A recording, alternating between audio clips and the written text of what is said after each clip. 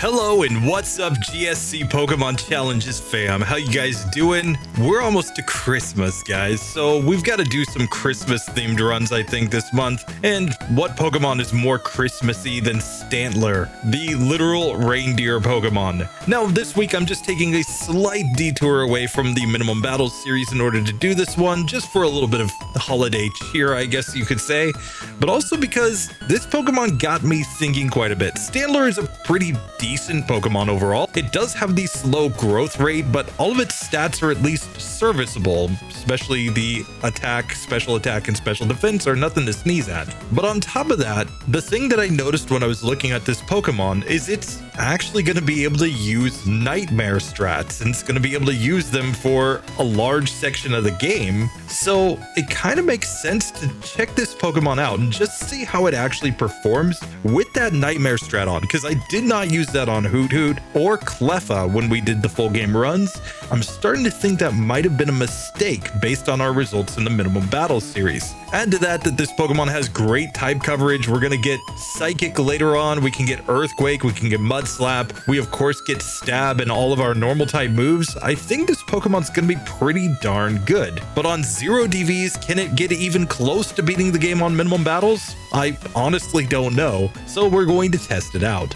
Anyway, we are going to come here. We are going to start the game. We are going to pick up our Stantler in the Totodile Ball, of course, because we've got to go up against that Bayleaf team if we don't have a weakness to any of the rival starters. And we're going to simply go through the game as close to Minimum Battles as I can. I'm not going to pound the Minimum Battles super hard. If we reach a point where it's clearly just not happening, we'll simply just move on. But I think this is kind of interesting to just test out. The normal type is generally kind of overpowered in Gen 2, at least that's my understanding, because unlike Gen 1 solo runs, you don't have Brock standing in front of you at the very beginning of the game. Now, it's also worth noting this is not a speed run by any means. I have not pre-routed this. I've got ideas of strategies at certain spots, but I have not checked what damage ranges are or whether we outspeed things. So we're just kind of playing it as we go. Anyway, let's get into the Rival 1 fight where we're easily going to win this one, I think. We have access to the move Tackle, which is going to do decent damage. Now he's growling at us, which is probably the right strategy, but we still knock him out with no issues whatsoever, and we can move on back to Professor Elm.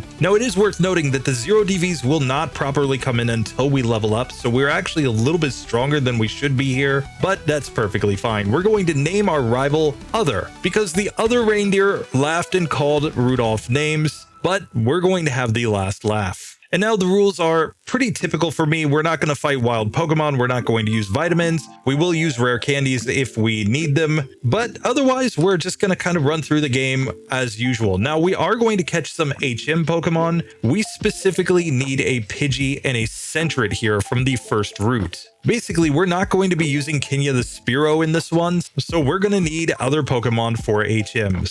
Fortunately, we have just enough balls to get them both, so we can move on now towards Violet City, where there's only this one required trainer here. Of course, it's youngster Mikey. We're simply going to destroy his team nice and easy. And the real question is, on 0 DVs, are we going to be as good against Falkner's gym? Are we going to be able to beat it on Minimum Battles? We did with max DVs. That's why I come back and do these on 0 DVs, because we want to know, do DVs matter? Sure, we know on max DVs this Pokemon's all the way through Bugsy, but that's not a given that it's going to be able to get that far on 0 DVs. I do expect berries to be a factor here, so we're simply going to use them as we need, and let's just see if we can get into this gym and win. First up is Honest Abe, of course, with his Spearow. Peck is doing 7 damage per hit, and we missed a tackle. That's not what we wanted to see, but then we get a crit, so we do in fact manage to win the first attempt. So I'm just going to heal up. I don't expect good old Rodney to do anything, so let's make our way straight to Falkner. But in fact, we take a reset on Rod because we missed a tackle. So we definitely need to not miss our attacks here and not get crits from his Pidgeys, my goodness. Still, I think we're going to be able to get through this one. And sure enough, we do manage to make it through him on the second attempt. We are on to Falkner at level 7 with 27 HP. We only know Tackle at this point, and we've got 18 attack, 13 defense, 17 special attack, 14 special defense, and 17 speed. So we're going to be slower than that Pidgeotto. The question is, with the berry on, will it be enough? Let's find out. So Falkner attempt number 1, we're obviously just spamming tackle here against the Pidgey, and we knock it out in 3 hits, very nice, and we get to level 8 where we learn Leer. Now I don't remember the strategy that I used here, but I think a Leer makes sense. And we're even faster now than the Pidgeotto. Actually, it's a speed tie after the level up. But here with the Leer on, it's a 3-hit KO, and we do manage to beat Falkner on minimum battles, even with 0 DVs. So with that, we will make our way off towards the next section. I'm not going to be super conservative about TMs in this one because, again, I'm going to see how close I can get to minimum battles with this. We do know that we're going to need something to hit ghosts anyway, so I'm going to add on Mud Slap really quickly. And we will also add on the Swift TM. That will be a stronger same type move and should make the next section a little bit easier. After that, I think the only same type TMs that we're going to learn are going to be Return and Headbutt in Johto, so we'll just add those on whenever they seem appropriate. So I will probably hold off on adding Return as long as possible just to see, because if we don't need Return, I'd rather avoid a generic strat like that, but it's probably going to be required at some point on these normal type Pokemon. So we'll come show our Rudolph the Red-Nosed Reindeer to Kurt. He's going to run out to tell everybody, but he accidentally falls down what he thought was a chimney, but it was actually the Slowpoke well. And with our new TM moves on, we will simply come in here to fight against these rockets, where I don't expect it to be super hard. We're gonna just put Swift in the top slot, and with a critical hit, we one-shot the first Rattata here. The second one, at worst, is gonna be a 2-hitter, so we're going to win this fight every time. So I don't think these rocket grunts are gonna be too difficult. And sure enough, we get to Jamesy Proton at the end with literally no issues in this entire section. I'm just gonna go Mud Slap on him because I can. Oh, he actually managed to poison us. Terrible. Terrible, I say. We might actually lose this fight because of the poison, and sure enough, we go down. So poison is an issue there, and I didn't save before him. We're gonna have to refight these rockets. So this time we're back to Jamesy Proton. Let's just fight him again and see if we can manage to get a little better luck than getting poisoned on the very first turn. And I am going Mud Slap strats since lowering his accuracy probably helps us here, and then we can just Swift him down from there. So the second time is the charm. We easily get through, and we can move on to Bugsy and rival number 2. Now the question is, how do we want to route? I'm going to go into Bugsy's gym first because I think this is going to be just fine. Let's just fight against the randos and spam Swift here. And sure enough, none of those Pokemon proved to be any challenge for us whatsoever. I'm actually going to try the rival once here just to see. We've got Mud Slap for the first Ghastly. We're not weak to anything. Let's just see if it's enough to get through at our current level. So of course on Ghastly, I'm just going to Mud Slap this Pokemon. It literally cannot damage us because we're a normal type. It doesn't know Curse yet, so we have the advantage here, and we can just Mud Slap it into oblivion. So with that free Pokemon going down, next comes the Zubat, which we're simply going to spam Swift on and easily get the victory. We get to level 13 as Bayleaf comes out. It goes Reflect here. I think after the Reflect, we've got to go for some sort of Swift strat. Razor Leaf did a lot of damage though. Okay, so maybe that's not the correct way to route. Let's instead go to Bugsy and just see how his fight goes. So we are coming in with a level 12 Reindeer. We have 40 HP. We know Swift, Leer, Mud Slap, and Tackle, and we have 28 attack, 20 defense, 26 special attack, 21 special defense, and 26 speed. So we're not going to outspeed against that Scyther, but I think this is probably enough. We got to keep in mind, we don't have tons of berries here. This isn't the minimum battle series. We don't just have infinite berries, so we've got to kind of make decisions about where to use them. Let's try this one without a berry first and just see how it goes. So first up is Metapod, of course. We're just going to spam Swift here. He goes Harden. I don't think that matters. He's not going to do too much damage with the tackles. Out next is Kakuna. It poisons us. That's probably already the end of this one, but we do manage to get through and level up. Scyther misses the first Fury Cutter, and then it goes Quick Attack though, and that's going to be enough to knock us out. We did get it down to about half health though, so it's probably a situation where the berry would get us through this, but without the poison, we might have been able to get through with a critical hit as well. So I'm going to reset on this one a couple times just to see if we can get it to go. So this time we get to the Scyther on better health without any poison. So now I'm going to go Swift after a Leer, and it's just not enough. He knocks us out with the Fury Cutter. So So that one's not working. We have to decide if we want to use a berry here in order to try to get through. So I'm going to give the berry and try the rival again. Let's just see with a berry on, even though this is 0 DBs, is it possible to get through this fight now? The logic is pretty simple. If he didn't go for reflect, we would have done more damage with our Swift, and he's not guaranteed to go for reflect with that Bayleaf. So here we managed to get back to Bayleaf on decent HP. We hit first, he goes reflect, and then he critical hit Razor Leafs us down. Now,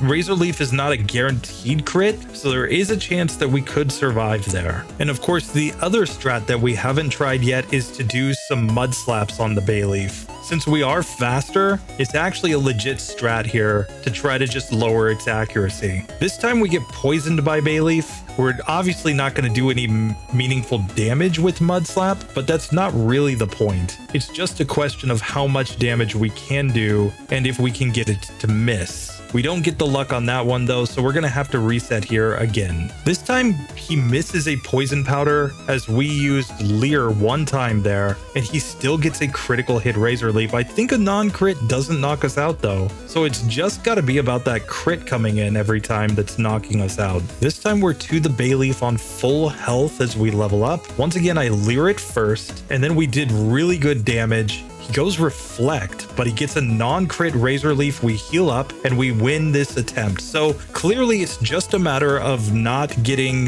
the reflect right away there, but it's not perfectly consistent. You're going to take a few resets in order to get through rival number 2. But with that done, it's time to come back and try our hand against Bugsy. So here, of course, he's still going to lead off with the Metapod. We're at a slightly higher level, and we're going to get to a higher level as we go to the final Scyther here. And at this level, we nearly two-shot. We get poisoned, unfortunately, so this one's probably not going to work. But let's just see the range with Swift. We did 16 damage here, so this is actually going to be a 4-hit KO without a critical hit. Now, he could miss a Fury Cutter, and that could be enough to get us through, or we can try Leer strats to try to get through at this point. This time we get through without the poison on, so I'm going to give one Leer to the Scyther, and then let's just see what we do with the Swift. He goes back to Fury Cutter, and then he doesn't do enough damage with the quick attack. So even without the berry on, we were actually able to beat Scyther on that attempt. We get a level up and learn Hypnosis. We'll learn that over Tackle for now, and we are on to Whitney on minimum battles. So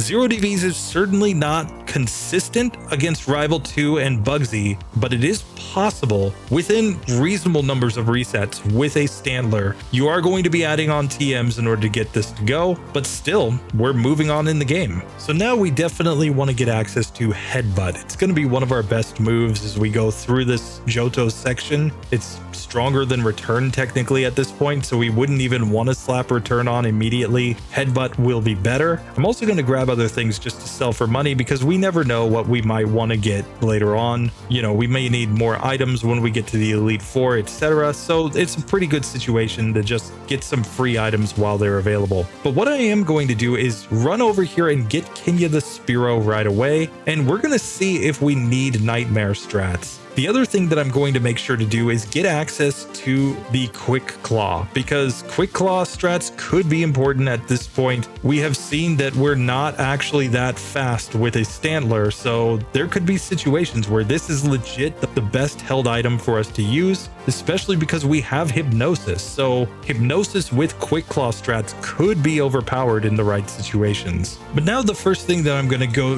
do is get into the underground. Let's fight against these trainers that are required later in the game. Let's just get the XP while we can, because we're still a little under leveled to go into the Whitney fight. Fortunately, we do have Mud Slap for these Magnemites down here, so I'm not too worried about taking on Teru. When we get to Jasmine though, we may still have to keep this move on just to be able to get through her Pokemon. We're not going to really have anything much better. Now, we will also get access to 2 Abras here, with the idea being to trade one for a Machop. That will be our strength user, and it will also give us access to a Goldberry should we need it. I'm going to try to avoid using that item though as long as possible, since yet again, I know we could do the bug catching contest and get more Goldberries, but still, it takes a lot of time, and I'd rather not do that if I don't have to. It makes much more sense to simply get a Goldberry, but save save it until we actually need it. Now, we don't have quite enough friendship to get access to the return TM, so I'm just going to go with my moveset as it is for now. Let's make our way into Whitney's gym. Scary Carrie is the only required trainer here. Let's see if we can just beat her up and get to the gym leader. So against the Snubble, I'm just going to spam the move Swift. She goes Scary Face. We don't even care. We didn't even heal coming into the battle, and we still easily win that one on the first attempt. So now with a successful heal on, let's just check the stats. We're coming in at level 16 with 50 HP, Swift, Leer, Mudslap, and Hypnosis on the moveset. We've got 36 attack, 26 defense, 33 special attack, 27 special defense, and 33 speed. So way too slowed out speed against that Miltank. I'm going to give the Quick Claw here because this could be the strategy. Just get a Quick Claw against the Miltank, put it to sleep, and we may just be able to win. Let's see though. Let's try the first attempt on Whitney. So of course against the Clefairy, I'm just going to try to Hypnosis this Pokemon. We managed to hit, and then let's just see what Swift is doing. It looks to be a 3-hit KO, so as long as it stays asleep, and it does, we easily get through the first Pokemon. Out next comes the Miltank. We miss the Hypnosis turn 1 as it starts to roll out, and then I misclick and use another Hypnosis here. That was a mistake, clearly. I'm going to set up a couple Leers now since we're on lower health, and we just couldn't survive against the Stomp. Let's try this again though. Without missing or getting a misclick, we may have gotten through that one. So once again, we get through Clefairy with no damage. We put Miltank to sleep right away, and now I'm just going to use some Mud Slaps on it because if we can lower its accuracy a bit, we may just be survivable enough to get through this. Unfortunately, we just couldn't get the misses when we needed to put it back to sleep. Still, sleep can last up to 7 turns, so I think this is a reasonable strategy to reset for. So I just put 1 Leer on this time just to see the range,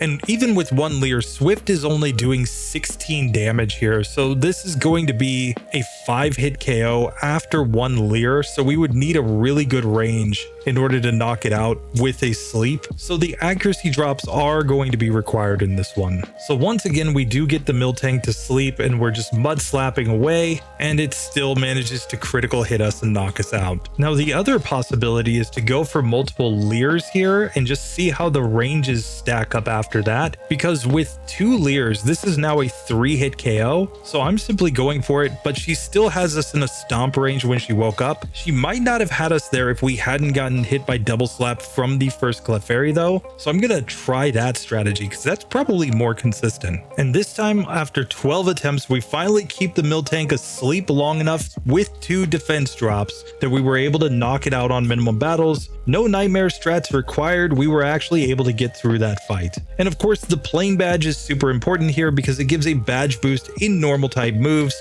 So now our same type moves are going to be even a little bit stronger as we go into the next section. And as usual, we will simply run away from Sudowoodo because there's no reason we actually have to fight this Pokemon. And I'm going to route over this way for now. We'll grab some TMs that we don't actually need, but we can also go and get access to Nightmare. And just like that, we are through to Ecruteak, where we have to make some decisions yet again about how we want to route. I'm going to go try to fight the Kimono Girls first and then go take on the rival and hopefully Morty. Let's just see if that route works. Now, it is kind of funny to fight the Kimono Girls and have them use the move Sand Attack against us while we're using Swift, because obviously we don't care about their sand attacks. We can simply destroy them with this move. So in the end, none of them were trouble as we get to level 20 and defeat all of them. We can simply heal up now and let's go fight against our rival. So up against the rival here, he is going to be slightly faster than us with his Haunter, and he goes Curse, of course, which is terrible because that puts us on a timer. Even with the Quick Claw activating the next turn, we simply don't have any PP left in Mudslap now, so we can't even damage this Pokemon. Still, clearly, if we can get the Quick Claw to activate and put him to sleep, that's all we actually need to get through this Pokemon.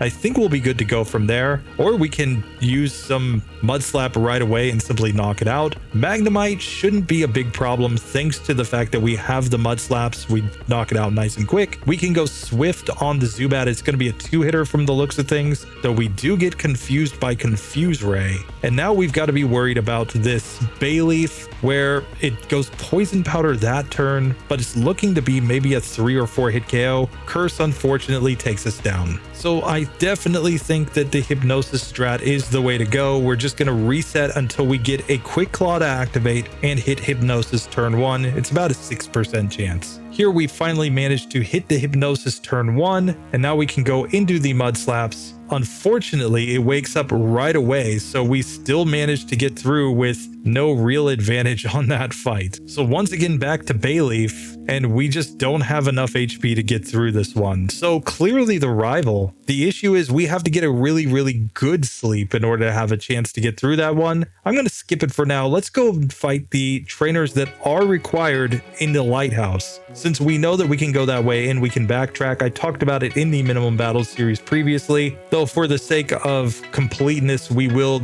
explain it right here as well. There are 2 trainers that block this route going down south. You either have to fight this lady right here or the guy at the bottom of the screen. But if you fight the guy at the bottom of the screen, you can actually backtrack in Pokemon Crystal. These trainers were repositioned in this version. So we're going to come and fight against this guy. He's going to use a Pikachu. He likes to go double team, so we'll just swift it down. Easy victory against Derek there. And now we can make our way down to Olivine, where we can't do a whole lot here because we can't surf outside of battle even if we wanted to. We can pick up the Strength HM while we're here just to have it, but more importantly, we can go into the lighthouse. We can go up and get a order from Jasmine, and yeah, at least there are a couple trainers in here to give us a little more XP. Now, the one thing we have to be careful about is a random old man's doggos roaring at us, causing us to bring out another Pokemon, since that violates the rules of a solo challenge. If we ever get roared, we have to reset. It's happened once so far in this run.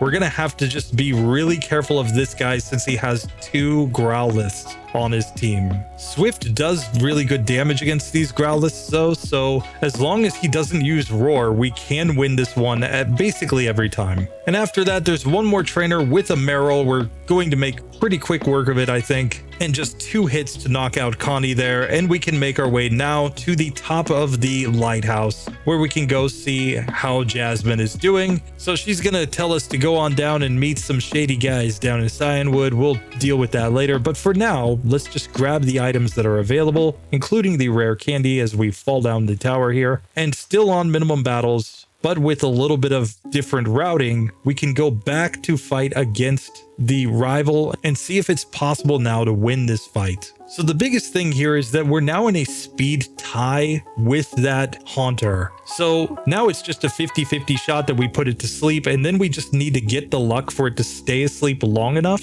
that we can just set up all the Mud Slaps here and knock it out with no curse on. Now we can simply go for our Mud Slaps on the Magnemite. We're going to be faster than Zubat here. I think we should put it to sleep just to avoid some damage. And now we can just swift this Pokemon down. And since we are faster than the Bayleaf, we can also go the Hypnosis strat here and just take advantage of the fact that because we're faster and we don't have Curse, we're not worried about the turns and we can easily get through that fight. So of course we'll fall through the ground. We'll come see some legendary dog, cat, whatever they are. And this guy's going to be all super excited. And we're just going to say, get out of our way. We got to go and fight a gym leader. Come on.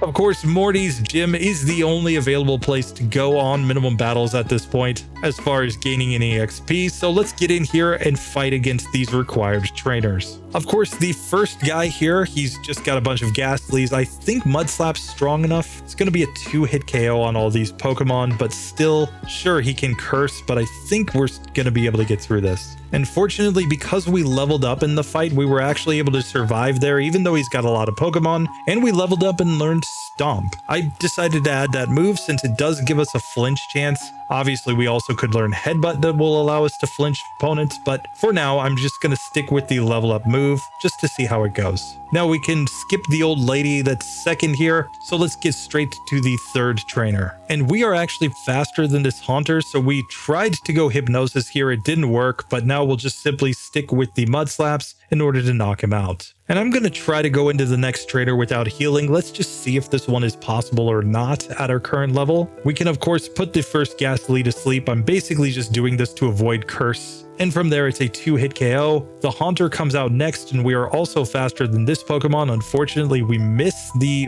Hypnosis, so now we do get cursed. We're just going to have to Mud Slap it down. But the final Ghastly also doesn't know anything that can hit normal types, so we are going to get through there every single time. Now, with that being said, we have very little PP left in our move, Mud Slap. We're just going to go out and heal up, get our HP and PP back, and with enough PP, we might have a chance against Morty. So as we come into this fight, we have a level 24 Stantler now with 72 HP, Stomp, Leer, Mud Slap, and Hypnosis. We're holding the Quick Claw. We've got 53 attack, 37 defense, 49 special attack, 39 special defense, and 49 speed. Let's see if this is enough against the Ghost type Gym Leader. So first up, he has his Ghastly, which is slow enough that we can put it to sleep and now just go into the Mud Slaps. It's going to be a 2-hit KO from here, so we easily knock that one out. Out next is the Haunter, but we are faster, so we're going to put this one to sleep as well and just start slapping the mud on it. And as long as it stays asleep, we're going to knock that Pokemon out just fine.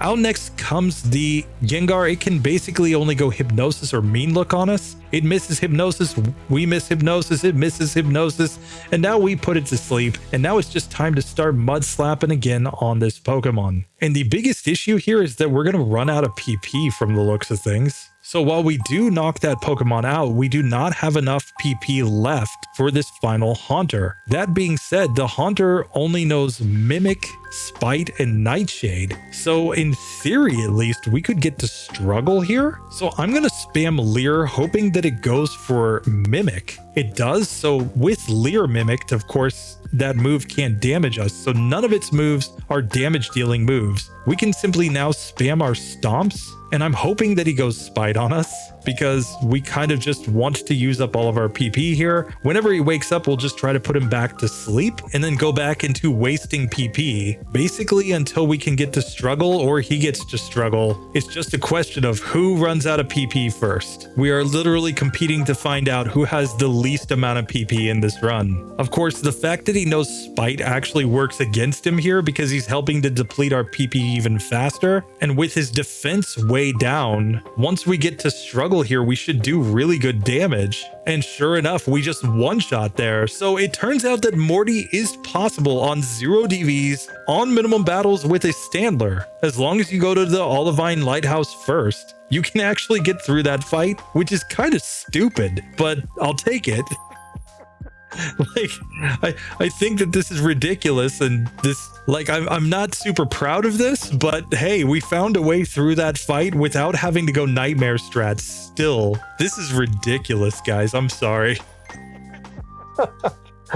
So now we're going to just add HMs to our HM users now that we can actually use them. I'm going to go to the Rocket Hideout first, and then we will route around to fight against the various gym leaders that are now available. Now I am going to catch the red Gyarados here to be an HM user. Generally in all of these solo runs, that's going to be my strategy, just because I think it's the best way to get through the game. And plus, come on, who doesn't want a red Gyarados? We'll also pick up the available TMs, though we're not going to be in any rush to use any of these. I prefer to avoid generic strategies as much as possible in these runs. Besides, Hidden Power, since we have 0 DVs, is just a 31 base power fighting type move anyway, so we're usually going to have better moves to use than that against any key opponent. So red Gyarados time, I'm basically just going to try to lower its HP and put it to sleep, and we're just going to see if we can manage to catch this Pokemon. And we managed to get it on the first attempt, so we can come and talk to good old Lance. He's going to tell us all about Team Rocket, and we're going to say, all right, sure, we'll come help you. And he's just going to like fly away somehow. He's magic, guys. He's magic. Lance, the magic dragon trainer. And after a quick heal with our team, we'll simply make our way into the hideout, where we should be able to get through a lot of these trainers pretty easily, but let's see if that's actually the case. Stomp, of course, being a same type move, is doing a lot of damage here against these first rocket grunts. So it makes me feel pretty confident that we're going to get through this without too much difficulty. And sure enough, we can make it to the final fight of the Rocket Hideout with no major issues. So the Rocket Executive female comes out. We are simply going to spam Stomp here. We get a flinch on the Arbok and two-shot it. Gloom comes out next, and we nearly one-shot that Pokemon. Murkrow is out last, and it's going to be a two-hitter, but really no problem. This entire section was basically 1 or 2 hit KOs, so we easily get through, and now we just have to deal with these electrodes. Now, according to my rules, we cannot get XP from these fights, which means that we have to catch the electrodes before they go boom, so there's going to be quite a few resets here. In fact, for my solo runs going forward, just for this section, I'm actually going to give myself 3 Master Balls, and that's just to make this whole thing a little more consistent, because otherwise I just sit here resetting for ridiculous amounts of time when I'm just trying to run on minimum battles and avoid the XP. It's simply not a worthwhile use of time to sit here and just spam away with Ultra Balls and whatnot. We know we will get them eventually. We can actually just chuck balls at them until they're caught, so I'm going to use this as a little bit of a workaround. If you don't like it, yell at me down in the comments, but you know, it's just for saving time, guys. So just like that, we changed 3 Great Balls that we had in the bag into Master Balls, and we're simply going to catch these electrodes just to avoid any XP. So with that, we now have to decide how to route. Do we want to go to Chuck? Do we want to go to Jasmine? Or do we want to fight Pryce? I'm going to try Pryce first, since he's the only one of these gym leaders that either doesn't resist our stab or doesn't have a super effective moves against us. I think he's the easier of the 3 gym leaders that are available at this point. Let's see if that's actually the case though. So here we will simply save the game and check the stats as we come in with our Stantler. I'm not sure if we even need the Quick Claw on this one, but we're coming in at level 28 with 83 HP, Stomp, Leer, Mud Slap, and Hypnosis on the moveset, and we've got 62 attack, 44 defense, 57 special attack, 46 special defense, and 57 speed. We will simply Ether on Stomp very quickly and heal up, and then let's get into this fight. So Pryce attempt number 1, we are of course going to be faster than Seal. I'm not sure if we need to do anything special here though. I'm just going to go for 2 stomps and knock that one out. Dugong is out next. We're still faster. I think this is a spot where going for Hypnosis makes sense though, just because it has fairly strong moves and it wakes up and critical hit Aurora beams us down. Let's try this one again. So this time, just to be safer, I'm actually going to go ahead and go for the Hypnosis, go for a couple Leers, and then we'll just take the first Seal down with no damage. We again missed the Hypnosis on the Dugong. We simply need to hit our moves, and we should be able to get this to go. Stomp appears to be a 3-hit KO on this Pokemon. Sure enough, we do knock it out. Piloswine is out last. It is slow as well though, so we're simply going to put it to sleep and start stomping. It wakes up and goes Blizzard. So yet again, we're just going to need good sleep luck on these 3 Pokemon. We will get this one to go. Back to Piloswine again. We put it to sleep. We get a nice critical hit. He Hyper Potions. We crit a second time, and then he misses Fury Attack. So we simply win on the second attempt. Really not that bad against Pryce. And we beat him. We can get the Icy Winds TM, though we can't learn it. Doesn't really matter. We're just going to be able to go back and now fight against the other gym leaders that I'm a little more worried about. But let's see if they're actually hard or not. Now, I'm not sure exactly what the best routing is, but we are weak against Chuck's gym, so I think we should avoid that one as long as we possibly can. So I'm going to go try to fight against Jasmine first, and let's just see if we can manage with the sleep strategies to get through this, because we might be faster than our Magnemites and against the Felix, but I do think we're going to need a different move to get through this. I am finally going to learn the move Nightmare, and I accidentally learned it over Stomp, so I'm just going to learn Headbutt here. Headbutt obviously is the better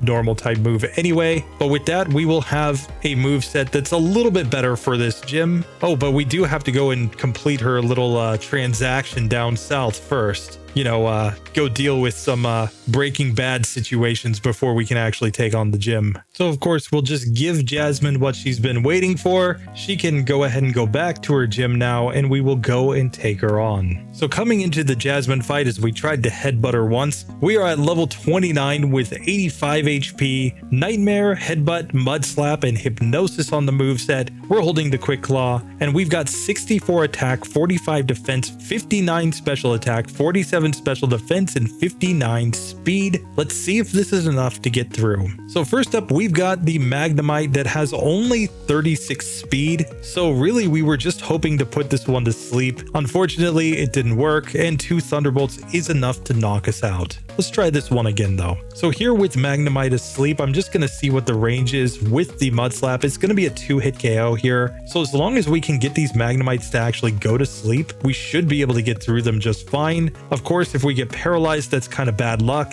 But I just want to see what the speed of the Steelix is. I'm pretty sure we're faster, and of course we are. So it's going to be better to come in with a paralyzed Curie Berry here, just in case we actually miss any of our Hypnosises. That should help us quite a bit in this one. So back for round 2. In this case, we might even just want to go Mud Slap, because if they do manage to land a Thunder Wave, who cares? We're simply going to heal up with the paralyzed Cure Berry and then knock the Magnemite out on the next turn. Finally, Steelix comes out, we put it to sleep, and now we're going to Nightmare this Pokemon. And now I think we just go into the Mud Slaps, trying to chip it down a little bit. It did a lot of damage there with the Iron Tail though, and it hits twice in spite of the fact that it had the accuracy drops. Let's try this one again. This time we didn't even need the paralyzed Cure Berry. As we get to the Steelix, we put it back to sleep, back into Nightmare, and then back into the Mud Slaps in order to try to reduce its accuracy. It's staying asleep nicely this time, though she does Hyper Potion. We could have expected that, of course. But now as she wakes up, she's just going to have really low accuracy. We can put her back to sleep, go back into Nightmare. It wakes up immediately, so we're just going to have to actually land the Hypnosis and keep it asleep for multiple turns. But once it is asleep,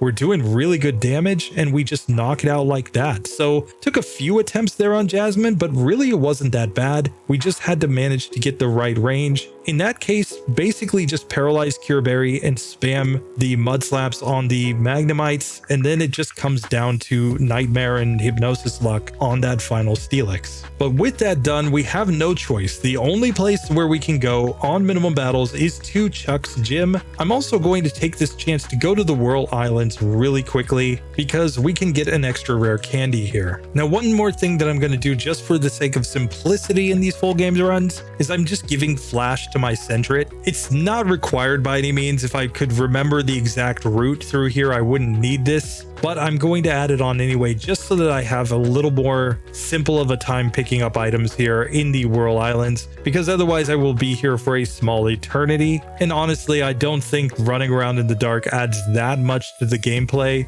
Again, tell me if you think I'm wrong. But this is the way that I'm running, so yeah. Basically, we're just coming here to get the rare candy anyway, and then just some extra items as we see them as we go through. And with that, we will simply dig out of there. And yeah, it's one of those things where in Pokemon Crystal, because the Flash HM wasn't required to get, it's changed in Heart Gold and Soul Silver, but because you didn't have to do Sprout Tower here, you can simply get here without Flash. It just makes some parts of the game really, really tedious. Anyway, with that being done, we can now get into Chucky Boy's gym. Let's see if good old Chuck Norris is strong enough to take on Rudolph the Red-Nosed Reindeer. First up, we have the double battle here against these two black belts. Fortunately, we are faster, so we can just put these Pokemon to sleep. Oh, and I didn't even mean to use Nightmare. No, we want to headbutt things. And we do good enough damage there to simply get through. Out next is the trainer with Hitmonchan. We just did the Hitmonchan run on RBY Pokemon challenges, but we easily just two-shot that Pokemon to get through. And that is the one advantage that we have, is that these fighting types aren't really fast by any means, so we can do really good damage to them while they're just asleep. And I think that's going to be the main strategy here. Now at level 31, we could learn Sand Attack, but we already know Mud Slap, so I don't think this move is really necessary by any means. Like, where are we gonna really want to go accuracy strats from here on out? I think the Mud Slap, if we do need accuracy, is gonna be the way to go. But just like that, we have made it to Chucky Boy. Let's check the stats as we come in. Remembering this is a 0 DVs Stantler. We're at level 31 with good old Rudolph with 91 HP now. Headbutt, Nightmare, Mud Slap, and Hypnosis. And we've got 69 attack, very nice. 48 defense, 63 special attack, 51 special defense, and 63 speed. As long as we're faster, I think we just win. But let's see if we are. First up, Chuck's Primeape is slower than Stantler. So we're just going to put this one to sleep and just start headbutting. It's going to be an easy 2-hit KO to take that one down. Out next, Poliwrath also is slower, so we put it to sleep.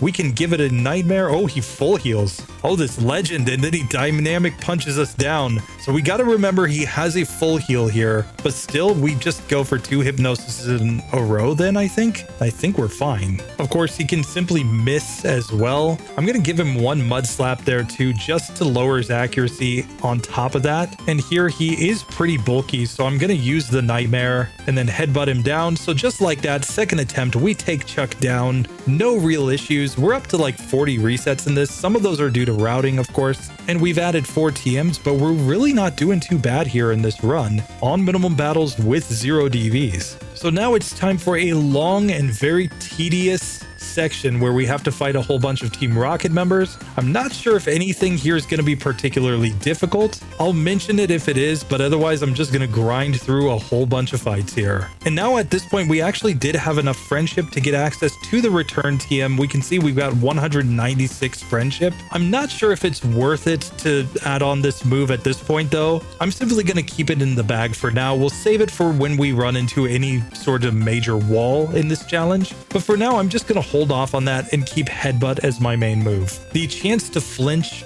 could be really important in certain battles. So here at the top of the radio tower, we've got our first executive pseudo boss fight. We're simply going to spam a headbutt here and hope not to miss too many times due to things like the smoke screens. He does like to go for accuracy strats and self-destruct strats, so we're probably better off going for sleep here. That's probably the best way to get through. The wheezing is, of course, his scariest Pokemon because it's going to do really good damage with sludge, and we don't really have any way to do more damage here. So I'm going to go Nightmare just on this Pokemon and then headbutt it down from there. And then he's got 2 more coughings still on the team. So I think with this low of HP, we do have to put these ones to sleep and then try to headbutt them down. Fortunately, the sleeps are hitting and we have enough PP as he misses a tackle at the very end to get through that fight. So I wouldn't say that that final executive is perfectly consistent by any means, but he is of course possible to get through and we can make our way back out of here. So now it's time to go into the underground, where I think the one notable fight is against the rival. So let's see how we do against rival number 4 here. In this one, he leads off with a Golbat, so we'll simply headbutt him twice and easily knock that Pokemon out.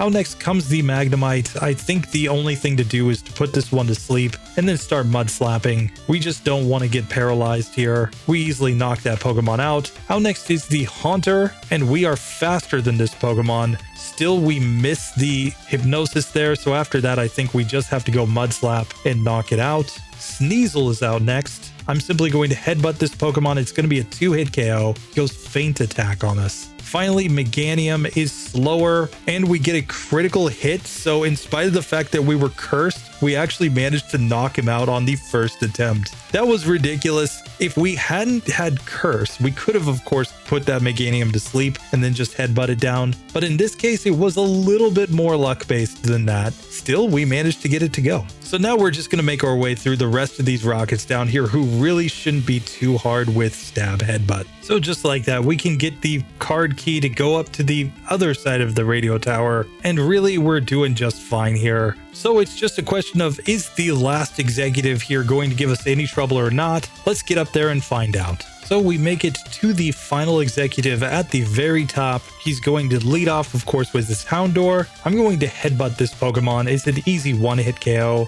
Out next, Coughing. I think we just go the same strategy, 2 headbutts to knock that one out. And finally, the Houndoom. Let's not mess around. We flinch it with a headbutt and easily win on the next turn. So just like that, we have cleared the entire radio tower. No difficulty whatsoever in this section. And we can get ourselves a pink bow just in case we ever decide that we need it, and we're ready to just move on. Now, of course, I could sit here and try to play, password games and whatnot. Don't really think I need to. I'm just going to go ahead and get my radio card, and we'll go from there. So now it's time to just make our way to Blackthorn. We have one more gym leader to beat, and then we're on to the Elite Four. So now, once again, I'm not going to mess around. I'm going to come straight into the gym. Let's see how we do against these dragon trainers. Turns out pretty well. We're getting to level 40 here. We could learn Takedown. I'm going to avoid learning this move. It has recoil, so while it is stronger technically than Headbutt, I don't think it's actually worth it. And besides, we could always just learn Return if we wanted more damage. And so pretty easily we make it to Clair, where we're just going to check our stat. We're at level 40. We have 117 HP. Headbutt, Nightmare, Mud Slap, and Hypnosis is the current moveset. And we're coming in with 90 attack, 64 defense, 82 special attack, 66 special defense, and 82 speed. Let's see if we just outspeed everything here, because if we do, sleep strats I think are the way to go. We should be able to win these fights. So sure enough, we're going to be faster than the Dragonairs. We're not coming in with a lot of PP and Headbutt though. That was clearly a mistake on my part. But here I'm just going to Headbutt this first Dragonair. Let's just take it down nice and quick. Second Dragonair comes out, we'll go Hypnosis. It hits the Thunder Wave. So I think we're going to lose this attempt. We would definitely need good Nightmare luck anyway, just due to the fact that I didn't come in with full Headbutt PP. Now I'm also going to throw on the Pink Bow just for a little more damage here. Let's see how this goes. So now with full PP and Headbutt, we can put the first Dragonair to sleep. It's going to be a 2-hit KO with Headbutt still. Second Dragonair comes out, we put it to sleep again. Headbutt and Headbutt to knock that Pokemon out. Third Dragonair, we once again land the Hypnosis, and it's going to be an easy 2-hit KO. So we've made it all the way to Kingdra, and we are still faster than this Pokemon. So we simply are going to use Sleep. Let's give it a nice Nightmare as well while we're at it, and then just start headbutting it down, and we're going to simply knock it out pretty quick here. She can Hyper Potion if she wants. Doesn't really matter. We get through just fine on that attempt. So we have beaten 8 gyms in Johto on minimum battles with 0 DVs on a Stantler. That's gonna tell us how this Pokemon's gonna go at least for a while in the minimum battles series. And we've also seen that Nightmare is pretty overpowered. There are definitely spots where as long as you're faster, or at least in a speed tie, you can use this move to get through some pretty tough opponents. So now we'll just go and talk to some old guys. And hopefully they don't cause us any trouble. We have to fight one guy down here who gets really angry at us for disrespecting Clair. It's like, come on, dude. She tried to use Thunder Wave on me. We don't take that kind of disrespect. So we easily are going to get through here. We'll pick up the max elixirs that are down here because we will need those for the Elite Four. And then let's just go talk to the old fogies and see how we do in the final section against the Rival 5 and then the Pokemon League. And now, fortunately, as we make our way to the League, there aren't a lot of required trainers down here. I'm picking up extra TMs just because we might want to sell them for money at some point. I'm honestly not sure. We may need to get a lot of full restores here if we can't manage to get through the League on minimum battles. There's always a chance that we end up grinding. There's only one required trainer on this route, of course, which is the Rapidash girl. We're simply going to come and headbutt her Fire Horse. She can go for some Fire Spin. It doesn't matter. We easily knock her out. And we'll just grab the Max Elixir that's right here. It's time to go fight our rival. Now, we can get access to Earthquake in this section, which should help a little bit because it's obviously going to increase the damage that we can deal against 2 of our key opponents, that Magneton and against the Haunter. So let's just grab that move right away and we can slap it on over the Mud Slap, I think, and we should be good to go. So with that, let's just fight against Rival 5 and make our way to the League. So first up, the Rival, he's going to come out with his Sneasel. There's nothing to do but headbutt here. I think we easily one-shot that Pokemon. Golbat's out next. We're just going to stick with the same strategy. We flinch it. It's a 2-hit KO. Magneton's out next. Now we know Earthquake though, so that's an easy one-hitter. Haunter comes out. Earthquake, easy one-hitter. Kadabra comes out. I'm going to headbutt this Pokemon, easily knocking it out. And finally, the Meganium. There's nothing to do. I'm just going to sit here and spam headbutt because we're not really scared of anything here. We just destroy the rival and it's on to the Pokemon League. Now, he poisoned us out of spite, but we can simply heal up right here. And let's go ahead and just buy a bunch of full restores. I think we're ready to go. I think we've got this. I'm going to buy a bunch of full restores just to be safe though. And with that, I think we just check the stats as we come into the league. We are at level 42 with 122 HP. We have Headbutt, Nightmare, Earthquake, and Hypnosis as our moveset. We're holding a pink bow. We're coming in with 95 attack, 67 defense, 86 special attack, 70 special defense, and 86 speed. I'm not sure how this is actually going to go. We might have to go rare candies here against the league, or we might even have to go quick claw strats in some spots. I'm going to just test this out though. Let's get into the first fight against Will and just see how it goes. So of course, Will's first Xatu is just a little bit slower than us, so we can actually try to go for Hypnosis strats here. Of course, if we miss, Psychic's going to do massive damage, so we go down on the first attempt, but let's just try this one again. The second attempt, we do get this Pokemon to sleep and we can Headbutt, and a critical hit was enough to one-shot there. Out next comes Jinx. I think we just Headbutt this Pokemon and we easily one-shot. Exeggutor is out third. I'm simply going to put it to sleep and then go for the Headbutts here. It's looking to be a 3-hit KO range since we know that that Pokemon is an absolute tank. Slowbro is out next. It goes Amnesia and Curse. So definitely not what we wanted to see, but we'll put it to sleep. And since it's used Curse, I'm actually going to Nightmare this Pokemon so that it will get a little chip damage as well. And let's see with that, can we knock it out? It goes Psychic at this point, does good damage, but we do take it down. And then the final Xatu is still slower than us, so we can put it to sleep, and 2 Headbutts is all it takes. So that was pretty darn good. I'm going to go ahead and heal up with a max potion here. Let's make sure that we have enough PP in all of our moves with an elixir, and then it's time to try our hand against Koga. So Koga, I expect to have faster Pokemon, of course, but not the Gyarados. Gyarados is just kind of a joke. He can double team if he wants. We're just going to knock him out in 2 hits. Out next comes the Venomoth, and we're faster than this Pokemon. I'm kind of surprised by that, but still we're going to do good damage and just 2-shot it. Next is the Forretress, which is going to be slow as well, but we'll put this Pokemon to sleep. And now I'm going to Nightmare it since it's pretty bulky, and I guess Earthquake is our best play here, and it does go down. Next, Muck is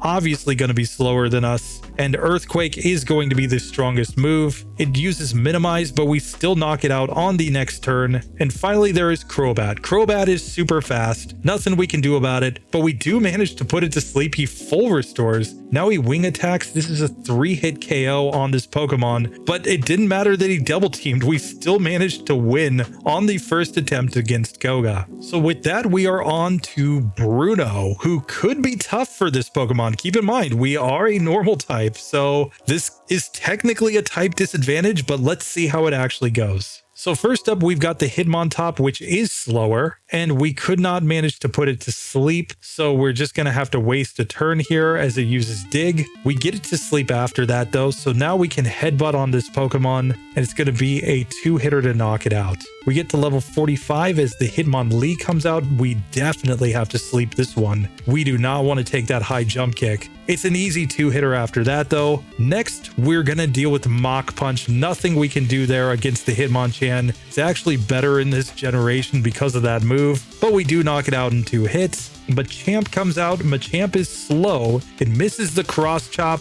but we missed 2 Hypnosises, and so we go down to Bruno. So Bruno turns out to be harder than Koga here, but he's definitely still possible, so let's just grind this one out. This time we do get Machamp to sleep. Headbutt does a little less than half. So it's going to be a 3-hit KO to knock this one out. He max potions as well. Still, because he healed, we got the extra hit, so we were able to knock that one out. Finally, Onix. It goes to sleep, and now we're going to just Earthquake this Pokemon. It's going to be a 2-hit KO, and we easily get through Bruno on the second attempt. And just like that, we are on to Karen, still on minimum battles with 0 DVs. So now we just have to see if we can get through the last member before Lance. Starting off with Umbreon, we are faster, so we're going to put this one to sleep, of course. And then Headbutt is technically the strongest move, but I'm actually going to Nightmare here because I know Umbreon's really bulky. And with the Nightmare on, we're going to take it out in just a couple turns. Out next, she sends the Vileplume, and it goes Stun Spore. That's really not what we wanted to see. We wanted to get this Pokemon to sleep so that we could just Headbutt it down.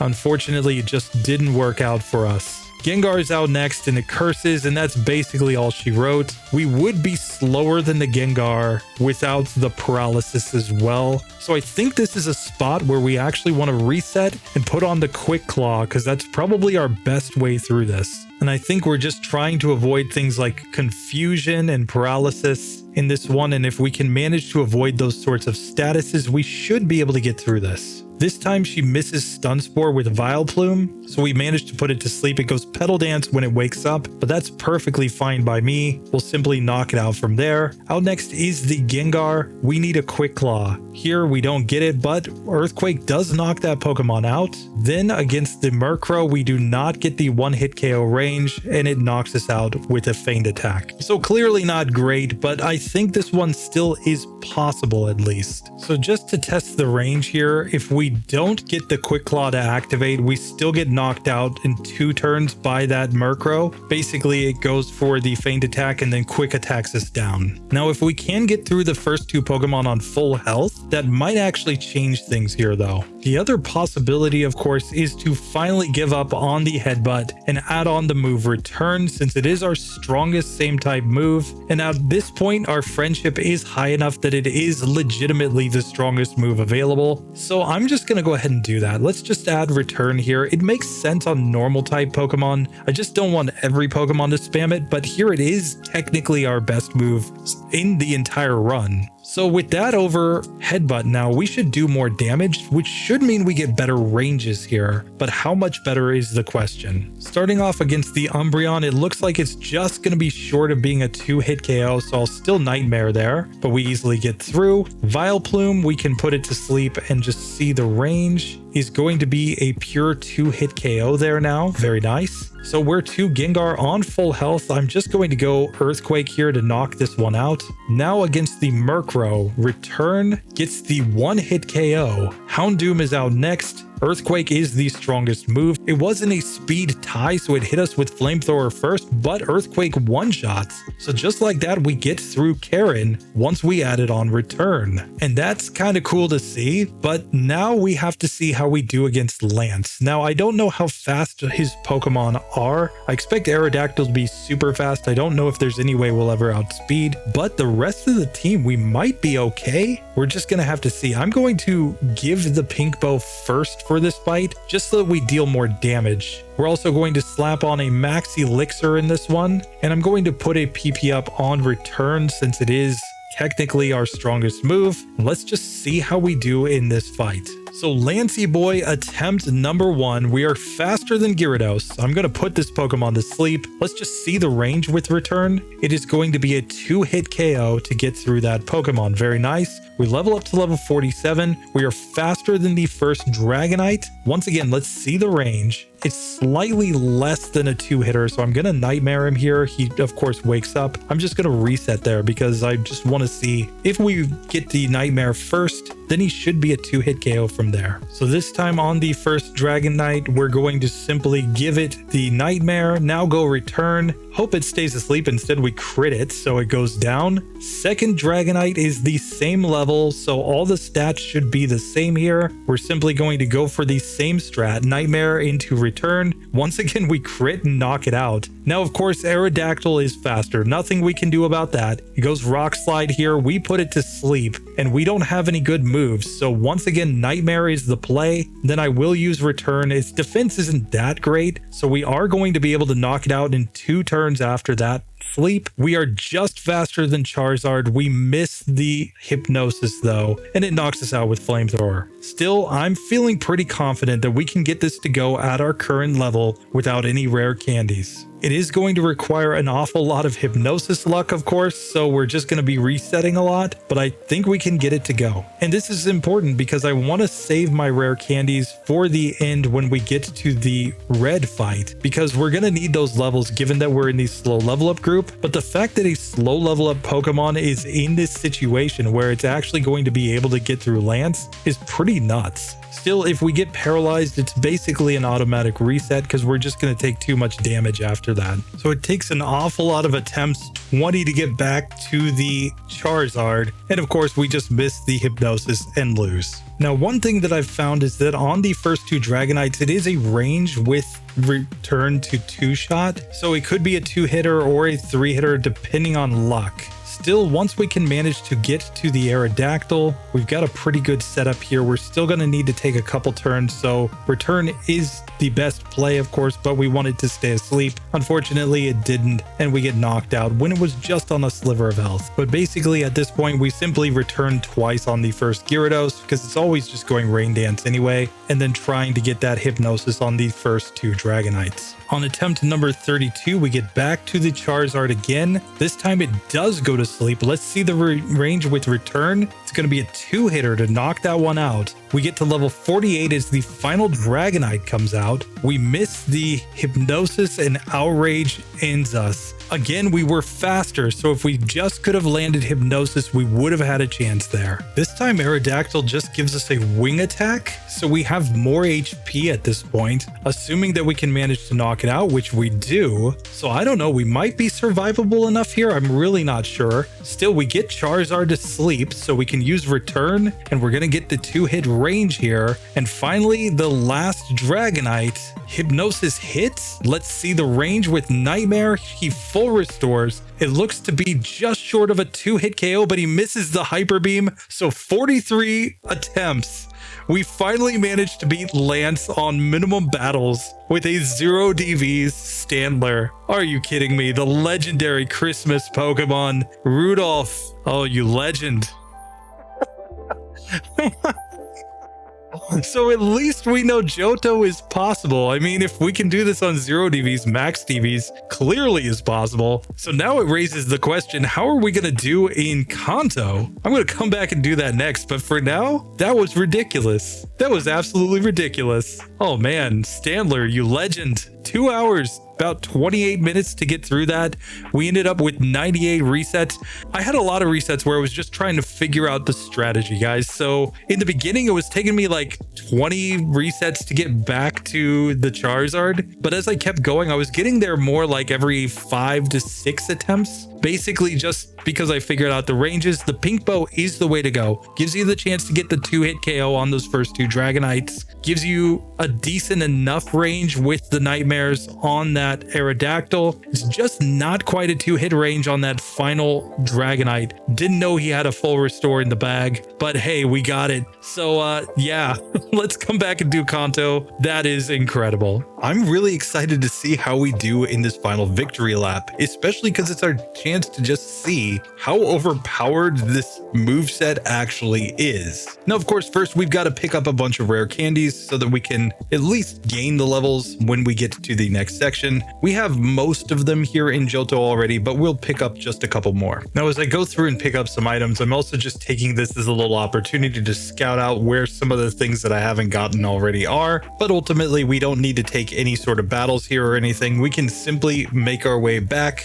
to Olivine City now that we've gotten all of those rare candies. I'm also going to pick up a couple of held items, things like the King's Rock, just in case we ever need them, because honestly, I don't know what we're going to need here, but I'd like to stay as close to minimum battles as possible. I think Leftovers is probably going to be our held item of choice in Kanto, but we'll just have to see. But now I think it's just time to get on the SS Aqua, and we'll just easily get through the trainer quest here on the ship and make our way to Vermilion City. And now I don't think we're particularly scared of any gym leaders here in this section. I mean, we've got Earthquake for Brock if we need it, but I'm gonna start off by just going straight into Lieutenant Surge's gym and beating this guy up. And as usual in here, we just fight the Gentleman since he gives the least amount of XP, and we don't even need to use Earthquake here. We can simply go return and easily knock out his Pokemon. So just like that, it's time for Surgy Boy. Let's just disrespect the Trash Man as we usually do. He's going to lead off here with a Raichu at level 44. I think Earthquake is the natural play. We get a nice one-hit KO. Out comes Electrode. It is faster and goes for the double team. Still, once we hit the Earthquake, it simply goes down. We get a level up and we could learn Confuse Ray here. I'm not going to learn this move. I don't see any real value in it. I think our strategy is perfectly fine as it is at the moment. Out next comes Magneton. The 4x weakness to Earthquake makes that an easy one-hitter. Here we just need to land an Earthquake on this Electrode. It went for 2 double teams, but we do manage to knock it out. And finally, Electabuzz. Never had a shot. We simply destroy Lieutenant Surge on the first attempt. So just like that, we are ready to move on in this section. We'll come over here and check out this guy who wants to brag about his Pokemon. He's still talking about Rapidash years later, but now he gives a rare candy, so we will listen to that story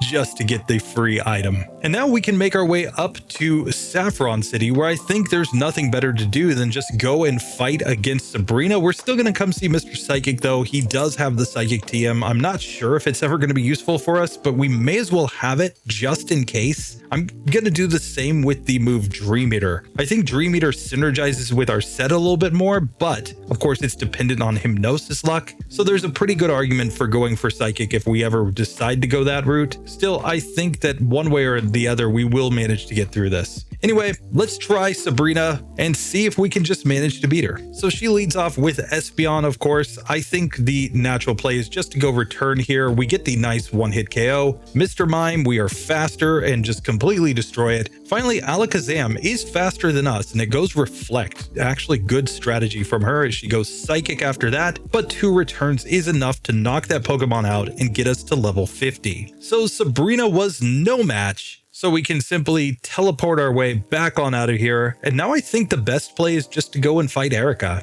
Erica's not particularly tough by any means, and it just keeps us on our nice minimum battles run here. We'll also take this opportunity to just pick up some leftovers. So from now, it's really just kind of up in the air. Do we keep the pink bow? Do we keep leftovers as our held item? I think both are perfectly reasonable, but let's go ahead and just see how we go here with the pink bow on, because I'm not sure we need leftovers yet. Probably once we get to blue or red, we might think about it, but for now, we're still one-shotting Pokemon, so this should be pretty darn easy. Now, we do have to fight the Exeggutor here, since this is the team that has only one Pokemon, and because it's minimum battles, we're also going for fewer Pokemon. This trainer over here on the right has 3, whereas this trainer has only 1, so that's why we route this way. There's one last trainer to fight here, of course, and we can simply destroy some Paris. Execute, gets executed, and Parasect easily goes down. So just like that, it is time to take on Erica. So here against Erica, we lead off against her Tangela. I'm simply going to go return on this Pokemon. It's going to be a 2-hit KO just because Tangela is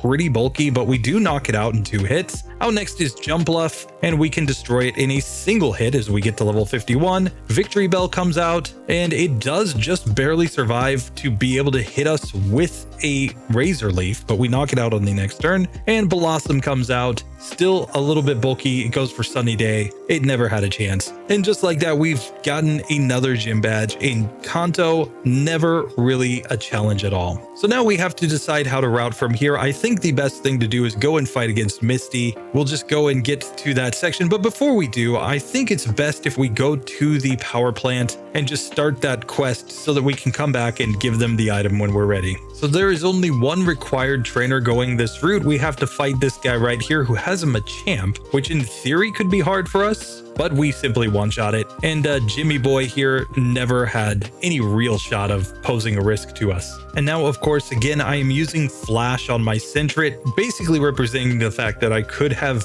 either just used a different Pokemon to beat the Sprout Tower, or we could have just traded a Pokemon in that already had this move. It's just because I haven't remembered the route and I don't want to be stuck in here for a long time just trying to find my way through the rock tunnel there. There are fortunately no trainers that we have to fight, so it's pretty easy to get through, and we've made our way to the power plant. So now we simply start our fetch quest. We will fly back to Saffron here and then just make our way up to Cerulean City. And going north, there's just going to be this fight against a Rocket Grunt that is super easy, plus a bunch of other trainers that are just kind of randos and easy to knock out. So we'll simply take them all out one by one and make our way to Misty. So here we can just ruin Misty's date and tell her that we're coming for her badge. And now we just run back down south, where I don't think we're going to have a tough time with this fight at all. We'll just have to see, though. I know she has a couple bulky Pokemon. The Quagsire and the Lapras are nothing to sneeze at, of course. Still, I think we're going to get through this nice and easy. But let's find out. So first up, we've got the Golduck. We're simply going to go return and get an easy one-hit KO. Quagsire is out next. I'm pretty sure it's going to be a two-hitter just because of it's so bulky. It is. She goes Rain Dance. We still knock it out the next turn. Lapras comes out, and I just expect this Pokemon to be really bulky too. Plus, it did massive damage there with Surf, so we actually managed to lose that time because I couldn't put it to sleep. Let's try this again. So once again, Golduck, there's nothing to do but just one-shot it with a return. Now on Quagsire, we could even put this Pokemon to sleep, and now just 2 returns should do the job. We get an easy KO there on this one. This time no Rain Dance setup, but we're still going to put Lapras to sleep since I'm sure it's going to be a 2-hitter. And sure enough it is, but we knock her out nonetheless. Starmie comes out. Starmie doesn't have much defense, but it still manages to just barely survive on 1 HP. Are you kidding me? And now she's going Recover, and we're hitting ourselves in confusion. What is this nonsense? However, we do finally hit the return and win on the second attempt. But yeah, Misty kind of stronger than she initially comes off. Still, that does it for that gym. So we're simply going to fly back to Lavender and then make our way back to the power plant so that we can complete this little fetch quest, get our expansion card, and then let's start making our way over to the next part of Kanto. And of course, we will simply run away from the sleeping Snorlax since there's no reason why we actually have to fight that Pokemon, and just make our way through the Diglett Cave. And now it's time to go see how we're doing against Brocky Boy. Now, of course, first we have to fight Lightyear's boy in here. He's gonna come out and, you know, immediately just use the Sand Slash. He's clearly just been training here for the last like 20 years. But we easily knock him out, no issues whatsoever. So now it's Brock time. One thing you'll notice is that it's marking optional battles on my overlay. That's just because I don't have all these rando trainers in Kanto actually programmed in as required battles. In the way that the overlay counts things, I didn't worry about the post game, but we are still on minimum battles. So now let's take on Brocky Boy. Let's see if we just beat him on this first attempt. Here he's going to lead off with his Graveler. I think the best thing to do is to go Earthquake since it is super effective. We get a nice one-hit KO. Rhyhorn, we can kind of go for the same thing. Another one-hitter there. Amistar comes out. We'll just stick with the strategy. If it ain't broke, don't fix it. It is a 2-hit KO on that Pokemon though. Out next is the Onix, which we can just completely destroy. It goes Sandstorm though. We did not quite get the one-hitter. And he Hyper Potions. Ooh. Brock coming in with the high-level strats here. We get to the final Kabutops though. We can go for the Earthquake and get the one-hitter. So Brock, as much as he tried to cheese, was not able to win that fight against us. We completely destroyed him. Now, for now, I'm not going to go fight the rival number 6 fight. I'm instead just going to stick with minimum battles here. We might come back and deal with the rival a little bit later. Who knows? And for now, we will skip the Vermilion Gym. Of course, we're going to make our way down to Cinnabar and Blaney Boy. So we'll pass through Pallet on the way and just give a quick hello to Professor Oak, reminding him that we've been running on minimum battles over here. So however difficult he thought this challenge would be, we're still the best of the best. And of course, we get to Cinnabar nice and easy. We can come see Blue. We can just tell him we'll be back for you, buddy. But first, we've got a date with Blaney Boy. He has to face the humiliation of the fact that he no longer has the gym and he's just hiding in the corner. So Blaine, attempt number 1 here. I think Earthquake just destroys the team, but let's find out. He starts off with Mag Cargo. This should be an easy one-hit KO, and sure enough it is. Out next comes the Magmar. We'll stick with the Earthquake. Easy one-hitter there, and Rapidash. Get more of the same, easy one-hitters all the way around as we just completely destroy Blaine. And now Janine is waiting for us. Of course, we know that she's basically the biggest joke in all of Kanto, so I don't expect any difficulty here. We can just walk through her gym where she like pretends to be all these other people. She's gonna stand in the Koga spot and just troll, but we know which one is actually Janine. Yes, she's gonna lead off with the level 36 Crobat that gets completely destroyed by a return. Out comes the Weezing, still at level 36. It's another one-hitter, another Weezing, because she clearly just inherited this from Koga. Gyarados, she clearly doesn't know that we've already fought the Elite Four and completely destroyed the original leader of the gym, so she's just kind of trolling here, but we easily get the victory and we get to move on. So now there's nothing to do but go back to Viridian City. It's time to take on Blue, and this might be the first spot where we would ever honestly think about having leftovers rather than the pink bow. I'm honestly not sure. The other thing that I'm going to do before I go in though is get access to the Dream Eater TM. We're going to keep this in our pocket as a possible trump card because the ability to heal in battle through Dream Eater might be what we need in a really tough fight. I'm honestly not sure. I'm going to go in with my moveset as it is first though to the blue fight. Let's just see the stats as we come in. Rudolph is now at level 55 with 161 HP. Return, Nightmare, Earthquake, and Hypnosis has not changed since the Elite Four. We've got the pink bow, 127 attack, 90 defense, 116 special attack, 94 special defense, and 116 speed. He might outspeed us with like the Pidgeot, but I'm not sure. Let's just see. First up, Pidgeot is slower. We go Return, but this turns out to be a 2-hit KO on that Pokemon. Out next comes the Alakazam. It is faster. It goes Reflect. This still should be like a 2-hit KO on this Pokemon though. Psychic, however, did massive damage. I don't think we're going to one-shot with Earthquake on the Rhydon, so I think we have to put this one to sleep and now go for the Earthquake. This is probably... oh, this is even looking like a 4-hit KO. He swaps to the Gyarados. Apparently because he knew that we were using the Earthquake there, and he full restores twice here, so we have to put Gyarados to sleep 3 times. Now I'm going to Nightmare it, and let's go for the Return,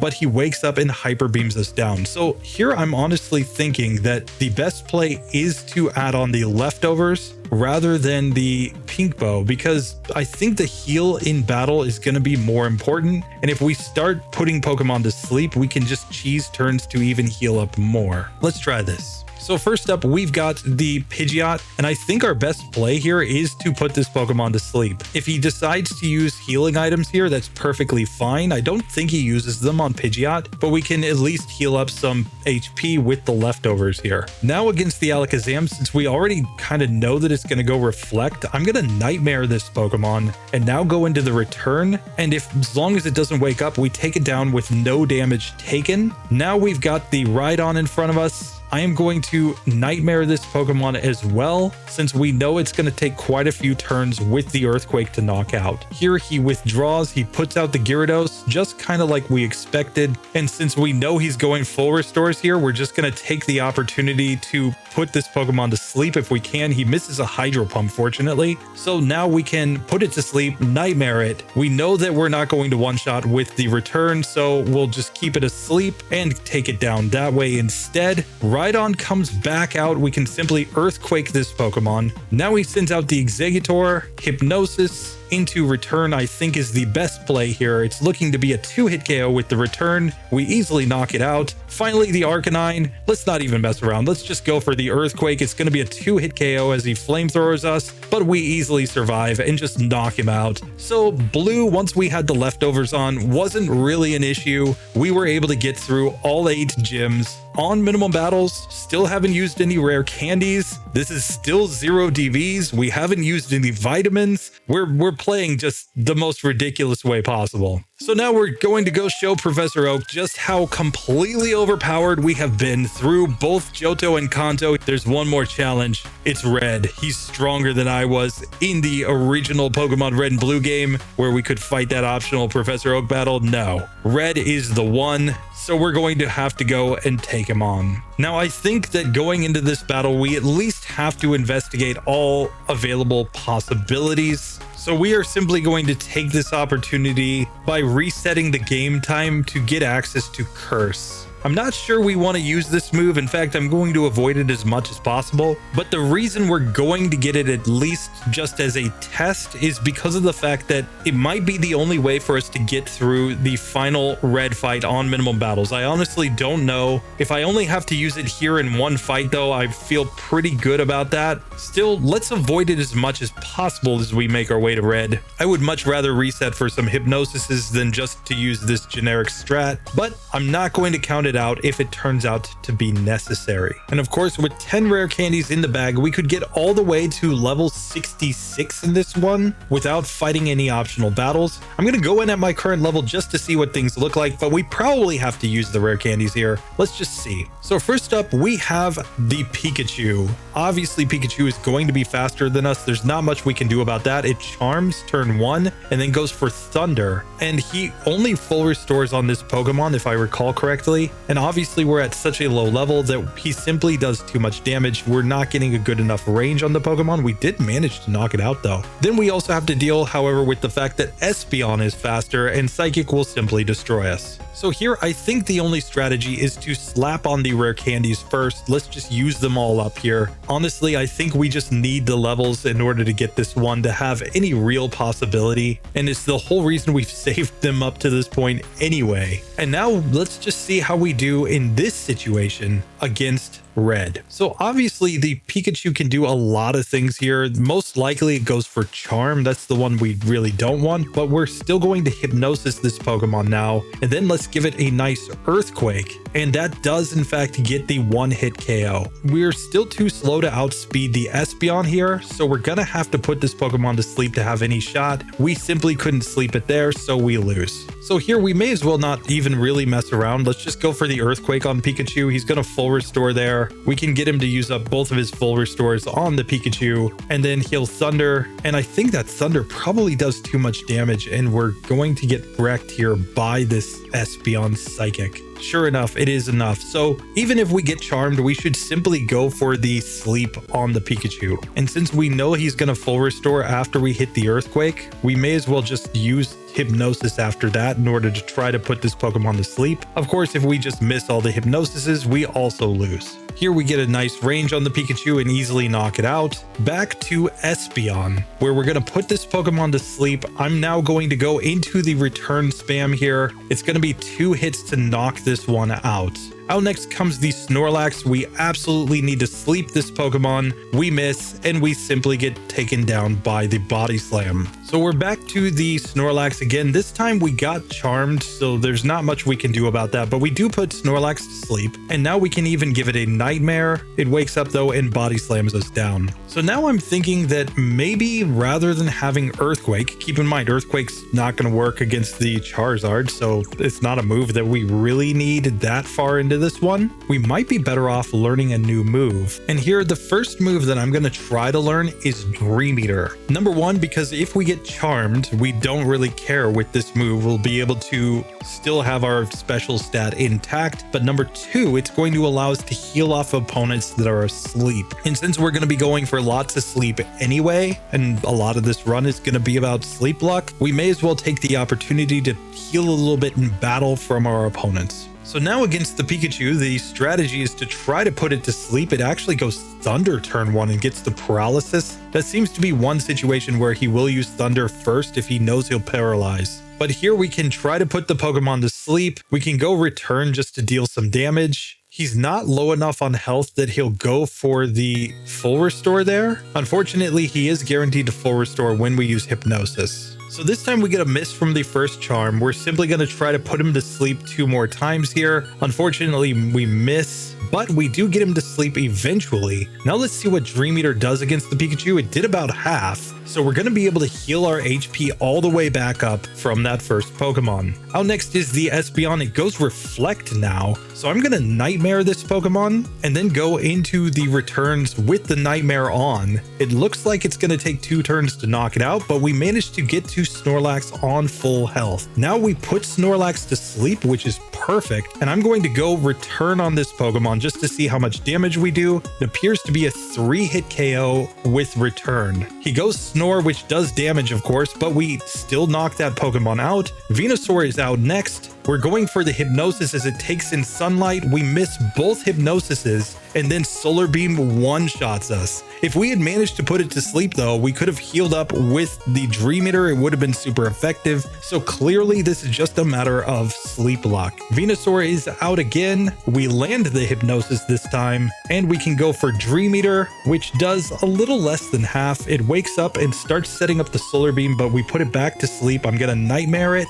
and since we're at full health, I think Return is the play. We knock it out. Charizard is out next. It is faster than us. Nothing we can do about that. Flamethrower is going to do a lot of damage, and we miss the Hypnosis, so yet again, we simply go down. We are back to the Charizard on full health. The Hypnosis has to hit though, and it misses, so once again we lose. So attempt 27, we are back to Charizard again. We just really need to land a Hypnosis on this Pokemon. We manage it this time, and even though our return is a lot weaker, I'm still going to go for it. Unfortunately, he wakes up immediately and just flamethrowers us down. It looked to be about a 4-hit KO given that we had a Charm on, so our attack stat was cut in half there. If we could ever get here without a Charm, we might be good to go. So that doesn't seem to be working, so I think the next best strategy is to go for the Curse strat. Basically, the whole idea being that if we can just boost our attack high enough, we might be able to just start sweeping the entire team, and that might be what it takes given the fact that we're always getting that attack drop at the beginning of the fight, because if Return turns out to just be a 1-hit KO on everything, we might just need that. So in that case, I'm going to try replacing Nightmare with Curse, and let's just see what this does. So on the first Pikachu, of course, it's going to go Charm first. We're going to try to Hypnosis it 3 times. And now we're actually going to set up Curse here, basically getting our attack stat back to normal and getting a bunch of extra defense.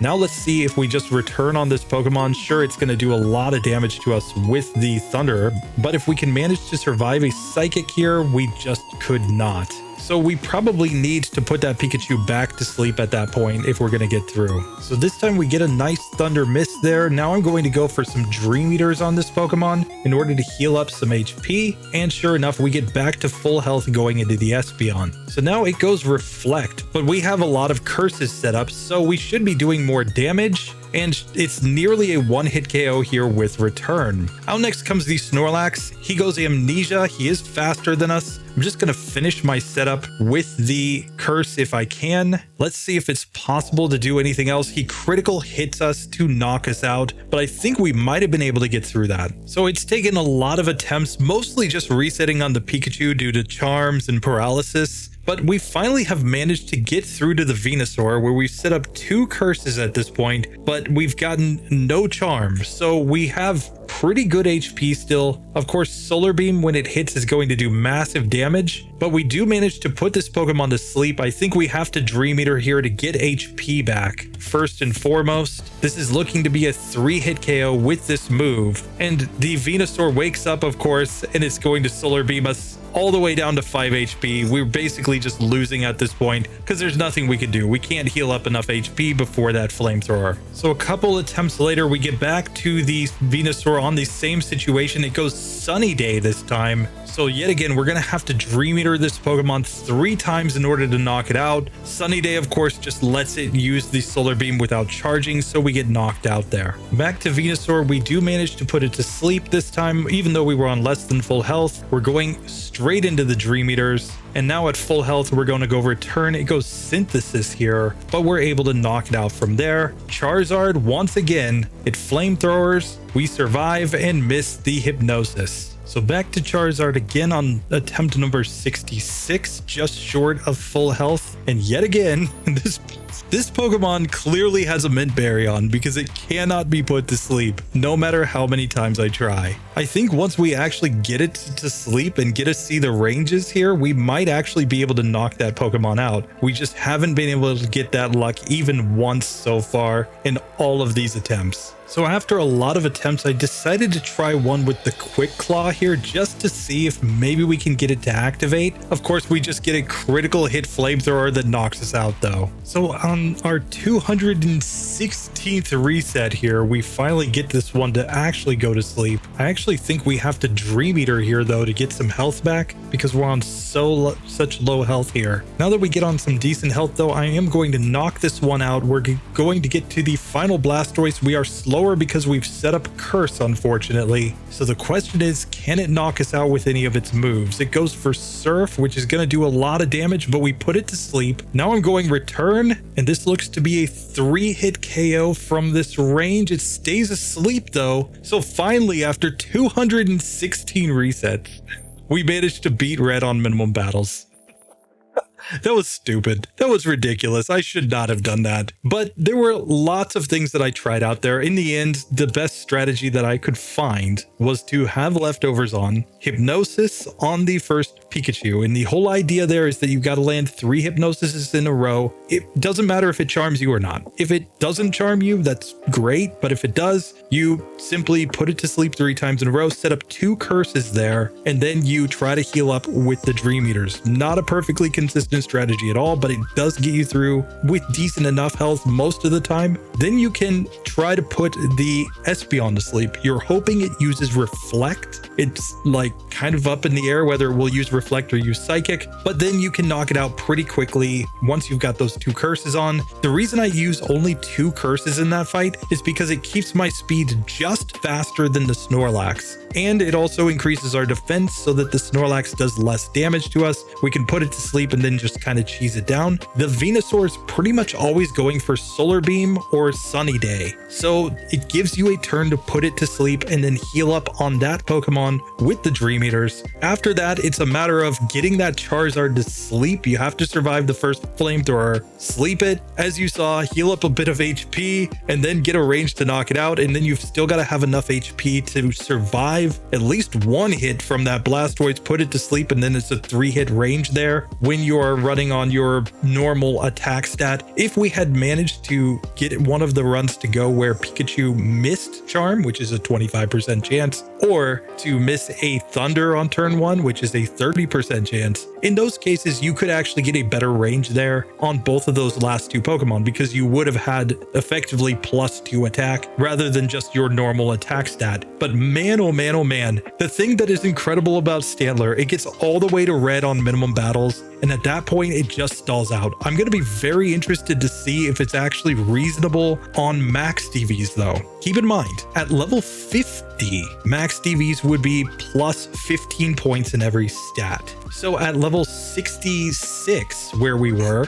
talking more like plus 18, 19, maybe plus 20 at that point. And if we had 20 more speed, we would have already been outspeeding against the Pikachu. So that would mean we were always getting the Espeon. Snorlax is still Snorlax, so we're always going to outspeed there. We would outspeed against the Venusaur. I don't remember what the speed was on that Charizard. That might be the only Pokemon. Espeon and Charizard might be the 2 that outspeed us, and then we would outspeed against the Blastoise. So on max DVs, also considering our defense would be higher, our special defense would be higher, our attack would be higher, everything would be higher. I'm going to be very interested to see if Stantler becomes good at the end of the game if you just came there with max DVs. Anyway, that is what we will investigate in the Minimum Battles series. At least we have an idea that Stantler might be able to get to the end, but something like this where I reset 216 times on red is not going to fly in the Minimum Battles series. No, no, no, no, no. The only reason I reset that many times was because I wanted to see if I could do it with a Stantler on 0 DVs and Minimum Battles, and it took Curse at the end, which is not great, but hey, it did get the job done. Anyway, that does it for this one. I hope you guys appreciate how much that sucked at the end, but otherwise, Stantler was really, really cool. This is a cool, just kind of Christmas season Pokemon. We've got more to come. Of course, Minimum Battles series is also coming, so I appreciate you guys for just hanging in here with me and enjoying some of the madness. Anyway, I will see you in the next one. Later.